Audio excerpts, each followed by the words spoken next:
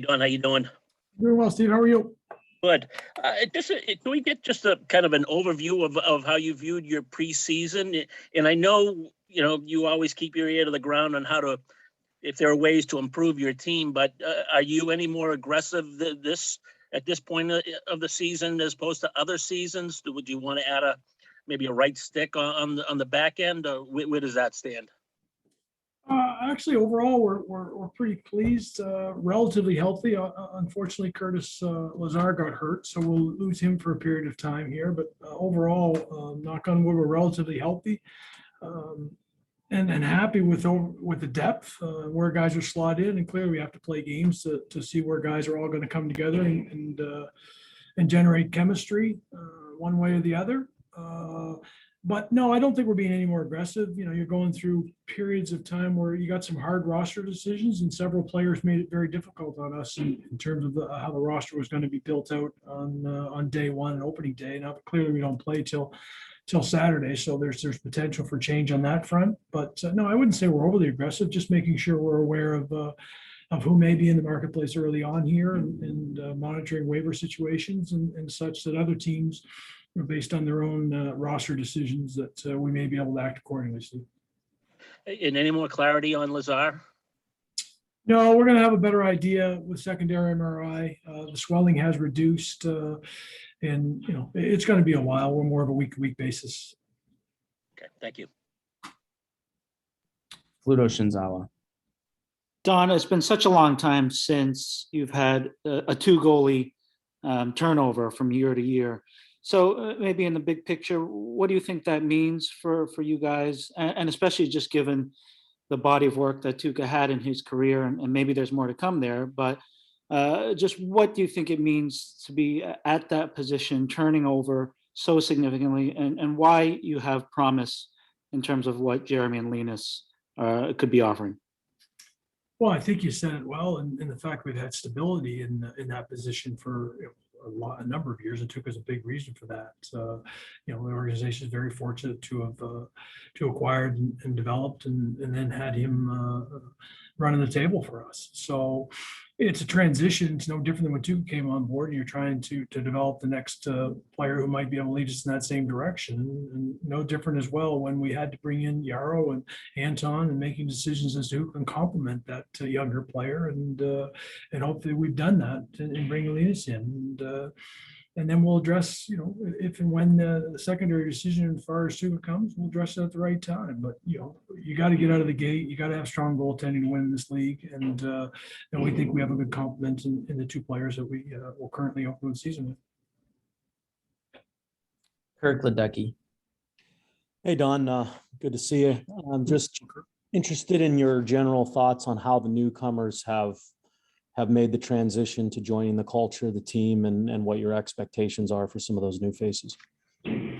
Well, we're fortunate that, again, we're still living in a COVID world and have to be careful and diligent as far as the protocols, but the players have been able to spend a little bit more time in person wise and away from the rink a little bit. So they're able to learn about each other, which has been a little difficult over the last couple of seasons. And when you are integrating new players, it's hard. And, we're fortunate that the team is tilted a little bit older this year with a lot of experience, that players have taken on some runs, and they're going to bring a wealth of that to our locker room, where they slot in and how they play together. There's a little bit to be determined, but the early indications are that all the players have fit in very well, have enjoyed the group and integrating into the group. And it was part of my opening to the team and during training camp was, each and every time I spoke to the player and or the representative of the players that did join us, it was all about, why they want to be inside the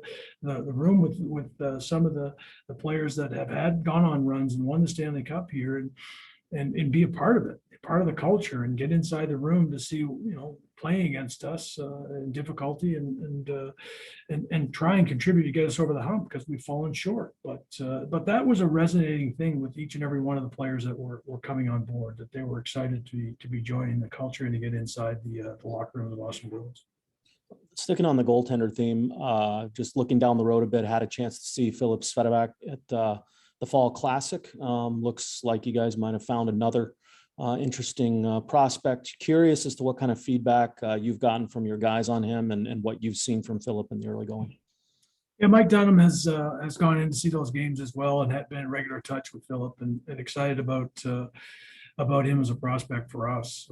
Great size, moves well, just has to start to acclimate a little bit to the North American style and where shots come from, a little more volume, and continue to fine tune and grow his game. And he's in a great situation to play in the USHL. It's a great league and allows him to develop his own pace and go off to college and continue that. So Mike's done a good job of connecting with Philip, and we're excited about him as a prospect and hopefully a future play for the Boston Bruins. Thanks. Kevin Dupont. Hey, Don, best of luck on a new season. Thanks, Kevin. I'm going to dovetail to the goaltending question here on Swayman. He looks like your best prospect for this position going back to Ranford, which is about 35 years. I can't ask you to answer for 35 drafts, but I'm just curious of your opinion in that history. Why do you think it is so difficult to pick the kid, groom the kid, get him in there and get him positioned to be where Jeremy is today? What's the hurdle there? There's probably a myriad of reasons. And first and foremost, they're young players. And, when you're drafting unfinished products and, you have to allow that process. And sometimes you get impatient with it and especially that unique position. And then when you get players experience, then you got to get them experience at the NHL level, and whether or not you're in a position to try and win now mode or, to give a little bit of rope, sometimes that plays in your favor or plays against you, Kevin. So over the time, I've seen an awful lot of goaltenders come through, as you referenced, been part of 30 some odd years of those. And, obviously with Rask, although we didn't draft him, we had him from the early going from a development standpoint. We were patient with him and put him in great situations to take the net at times, go on the Stanley Cup runs and be a big part of what we were trying to accomplish. And then all of a sudden that might lend to not necessarily getting the next young guy in there. And maybe Daniel Vladar is an example of that we would have done that had it been not for Jeremy to come on and probably accelerate his own path and then making a decision organizationally as to, 10 game sample size, is it enough? And we felt comfortable that bringing in a complement to that and obviously having potential with Rask. And again, that's an unknown, but you have to turn the page at some point in time. The circle of life dictates it, in every walk, and hockey's no different. But it does take, a bunch of things. First of all, it takes the individual player to grow to his own level of being an NHL goaltender, which is a difficult position to play. And as I said, gaining experience at every level and thriving at every level, and then getting in and accomplishing the NHL level is the final test. And sometimes winning and losing doesn't allow that, in organizations. And I think each and every one of us are guilty at times of that. But in this situation, we're fortunate. We feel that Jeremy is ready to handle that both mentally and physically, and we're going to find out in short order. A quick follow on that, and then I've got a Charlie question. It's always an imperfect science drafting 18-year-olds. Is it? Do you think it's more, if you will, more imperfect when it's a goaltender who's 18 years old? Well, you see a very few goaltenders are drafted, early, and everybody talks about it, in the first round in particular. Now you do hit. I mean, there's certainly a guy who's got 2 Stanley Cups that would attest to that. So the most recent ones. So a lot of times when you have that franchise goaltender, people will step up and draft them early on. And, when that if you feel like that's the guy, then go get him. And you'll see teams move up to get that player or feel like where it's going to go. And with the depth of the draft, there's only a few in every year that land in that spot. And then all of a sudden there's a run on them because you wonder, I got to draft a goaltender at some point in time, because you have to develop them and have them in the pipeline. And again, that's part of the process. And we try and do it like all the other teams. You want to draft the best player you possibly can. It's very rare that people are just drafting on positional need, but you'll also see teams position themselves at some point in time in the draft to take a goaltender because maybe there's a little more variance associated with when that goaltender matures, he's ready, and if he's ready to play international hockey. That's great. And quickly on Charlie, Cam hinted that you were very close here, or hopeful something would get done here quickly in short order. Just from an aspect of management and where the team is today, what does it mean? What would it mean to get a player like this done before the season begins? Well, again, from where Cam stands in terms of his quote, I haven't read it. From a standpoint of whether or not we would like to have Charlie signed, I think that goes without saying. Even Charlie commented a couple weeks ago that he's aware of the marketplace and aware of maybe what his position on the team is, and we would like to. Those deals take time, as you do with every different player. Being in communication with every different agent is no different how we try and do business. There's nothing imminent, but we're hopeful that that we continue to have talks periodically with different players, and the timing will present itself. And we would dearly like to have Charlie as part of the organization for a long period of time, and hopefully it's mutual. And that's generally when deals come together. We think highly of him, both as a player and as a person, and he's growing into leadership roles. He's been included in that leadership group. And hopefully that's an indication that Charlie's growing into the person, both as a leader and as a player, that we all hoped he would be. Thank you again. Thanks. Jimmy Murphy. Hey, Don, how are you? I'm well, Jimmy. How are you? Good. I just want to, as you look at it right now, as you head into this season, just your thoughts on the present and the future of the center position for your team. Well, I think we have a hell of a number one center, to be perfectly honest with you. And I think he's aged really well and will continue to age really well. And he enjoys playing with those two wingers he is. So as far as, the obvious layer to your question, I assume it has to relate to the departure of David Krejci and who fills it in and how we do it. I mentioned before, I thought we'd do it by committee. That was prior to even, thinking about free agency. And Josh Zanika is part of that equation. Made it awfully difficult on us to make a hard decision, to talk to him, to tell him he's got to be a little more patient. He's done a lot of things we've asked him to do. Now he's implementing it into his game and can probably play up and down our lineup at this point in time. And he knows that now. And where he was year over year is dramatically different. So he's making the decisions harder. We move pieces around. We change the complexion of our fourth line. All discussions that we're having internally and implement. When the injuries come, it's not a matter of if, it's only a matter of when. And is Jack ready to step in there? He's only one of the several players that would like that opportunity. Charlie Coyle wants the opportunity to play more in an elevated role. So does Holla. So does Nosek. And Trent Frederic can go in the middle of the ice. So we're trying to address, we think it's an area that every team needs. The strength up the middle in most sports, I think, is applicable, and ours is no different in that regard. We've just been extremely fortunate that we've had, two guys that are arguably number one centers in the National Hockey League for a great period of time and have a lot of success. And hopefully we'll find those next guys that will have similar success. But it's awfully difficult to mirror what Bergeron and Krejci have meant for Boston Bruins. And then going on the backside there, through the preseason, what have you liked? What do you see needs for improvement in terms of where your defense is at? Well, as a group, I think we've been fine. We haven't given up a lot of volume or high quality, which is something we continue to adhere to as an organization. And the camp has been really competitive overall, not just on the back end. You're seeing some players with Zamora taking steps in his game and challenging, despite the fact that we bring in a couple other players to help complement our overall group. And, Butch has been playing around with the pairings, and I think it's going to be situational. When Forbert and Carlo blow and Gil have minutes and penalties, Grizz will come back in situation with Charlie. Charlie's used a little more with penalty killing because you lose Kevin Miller. And Connor Clifton has to step up in that regard. And you can't. We know John Moore's a really good penalty killer. And Jacob wants those opportunities. Mike Bradley came in and said, I killed penalties in Ottawa. I grew into that. I want that role. So I think that speaks to the competitive nature of our group, not just on the back end, but overall, that they want the minutes. Look at Taylor Hall wanting to go on the power play. And Nick Marino's been in that front role. So to me, that speaks to the internal competition that from day one of training camp, Butch had talked about it, our players talk about it, and they go out and live it every day. And hopefully it carries over into the games, and we have a balance, and we have depth, because obviously injuries, have taken their toll on us, particularly on the back end, and down the stretch and into the playoffs, and the guys have to be ready for next man up. Thanks. Thanks, Jim. Meg Colagio. Hey, Don. Half the team since 2019 is gone.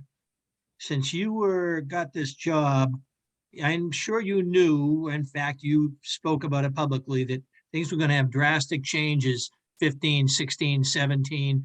Then your team kind of comes together and you guys begin to, polish the machine and you make a run.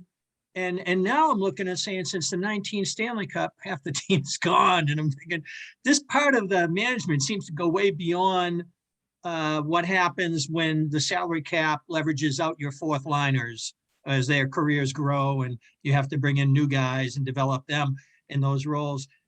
This seems to be above and beyond that. Obviously, just the Krejci and Tuukka parts are big, but I'm looking at the middle of the lineup too, and just thinking there's a lot of shuffling that's been happening here, and I'm wondering what's going on philosophically with the team, the idea of what wins, and what you feel like this team needs more of as you try to take this next step. Well, there's a lot in there, Nick. Always is with me. I'm sorry. Was that actually one question, or is there multiple ones there? Yeah. Well, let's boil it down to this. Do the current changes say anything about of your viewpoint tweaking as far as what it's going to take to win the Stanley Cup again? Well, I hope that you make the changes that you felt were necessary, or as a result of in Krejci's case, in making a personal decision, that you have to adjust accordingly. And injuries sometimes, in Tuukka's case, dictate that. When I first came on as general manager, we were charting a course that we needed to deepen the prospect pool overall. We had a really strong core, but part of the decisions were some of the core and keeping them all together was somewhat cap driven and not doable. So we made some decisions, and right, wrong, how we were trying to go about it, and then as you get more and more competitive with your team, and the veteran core was leading the way, you want to surround them with guys that are tilted in the same direction. And sometimes that's a younger player that was coming out to be able to get in and assume more roles, and whether they were going to continue. And then if they weren't, well, is there a lateral move that you could make with an older player? I mean, Taylor Hall is a great example of that last year, and then committing to Taylor because he got here and wanted to be part of this, regardless. And Taylor would admit, regardless of what Krejci was going to do, he wasn't concerned with it. So he enjoyed playing with him and thinks the world of him, but he wasn't concerned. And now you're trying to surround your current players with as many people that are as talented as you possibly can, but they're also focused for the same goal. And this summer it required that.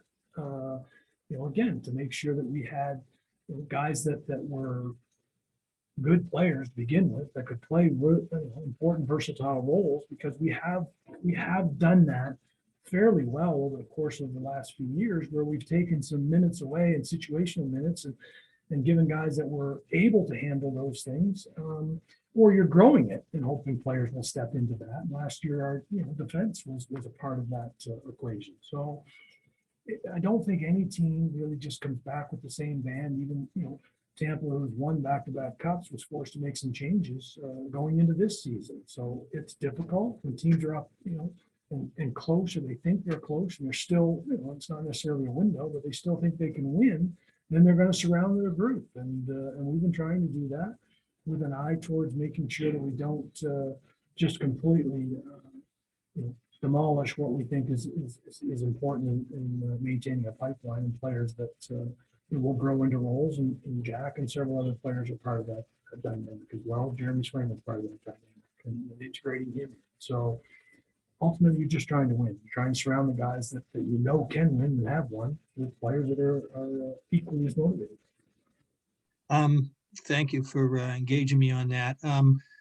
Freddie, I thought that his hockey out of the gate at the beginning of the 56-game season was excellent.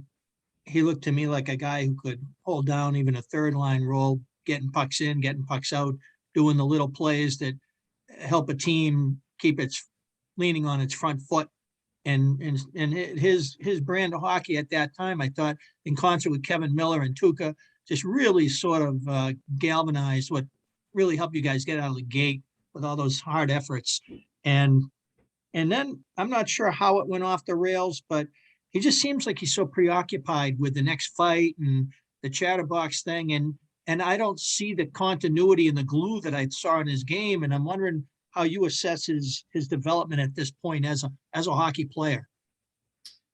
Well, he's important part of, of the fabric of our team, first and foremost. He brings things that other players, just can't do physically. And what we're trying to get, Trent is to the high side of what he's capable of doing and not think about what he needs to be doing and just playing and reacting. When he first came up and, didn't have a lot of ice time, and he was, all young players sometimes are paralyzed in that regard. And then he really got into the flow and just started playing hockey. What was interesting about Trent in camp was if you had seen the early practices, you would have seen that exact player that you were describing earlier, that he was really gung-ho. His confidence level was sky high, and skating really well and taking charge and not really thinking at all. And then the games haven't gone as well as what he would hope. It wasn't carrying over, and then he started thinking and get a little more paralyzed. The last few days, he's had a reset to get back to just playing the way he's capable of playing and being a dominant player in the forecheck and being able to possess pucks and not worry about, like, you don't have to in practice all the time. A breakdown, the puck goes in, and all of a sudden you're -1. You start to think, and how do I claw out? And that's all part of the ups and downs young players generally go through. And where my lot in life and my team is. He's an important part of our team. He's well respected by the players in the locker room. They just want, him to be the best that he can possibly be. And so do the coaches. They continue to work with him every day. He works hard. He'll be perfectly fine in terms of getting underway and getting some games, real games under his belt, and more dictating than reacting. Thanks. Yep. We'll take a final question from Matt Porter. Hey, Don. With regard to the AHL, you have a lot of guys, not just with Providence, but across the league that are going from, 10 games, 15, maximum of, say, 25 games to 68, 70, 76 games. Is there anything you guys are doing organizationally, whether it's, recovery or, anything like that, to help ease that transition? Or is it just these guys are hockey players, they got to play hockey again? Well, I think they're excited to play a full season, first and foremost. And play different opponents. Last year was incredibly difficult mentally and physically on the players to have to go through that. It was a real abrupt start to a season and shortened and playing the same opponent. So I think mentally they're in a much better place. They want to play hockey. They want to grow. They want to be challenged, and they generally like to play games. So I don't think that's going to be a problem. To obviously injuries and depth and how you manage that.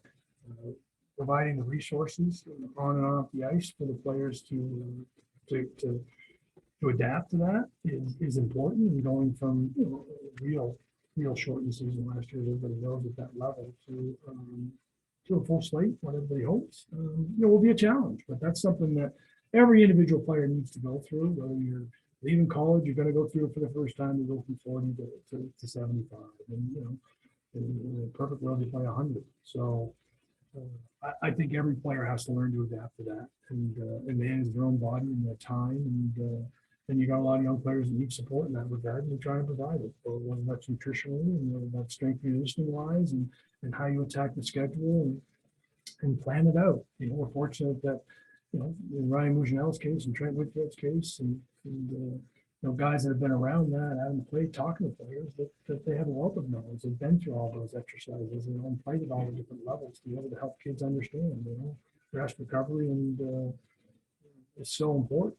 Sports psychology side of things, and we try and address and have the players understand what they need to do. It's not just about avoiding the drive-throughs.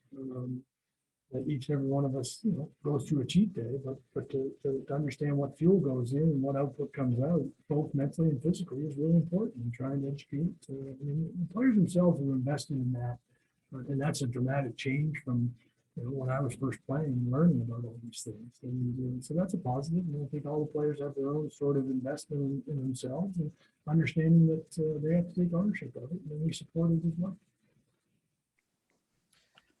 Thank you, Don. Thank you, media, for joining us. We will add both availabilities today to our Dropbox folder and see some of you tomorrow.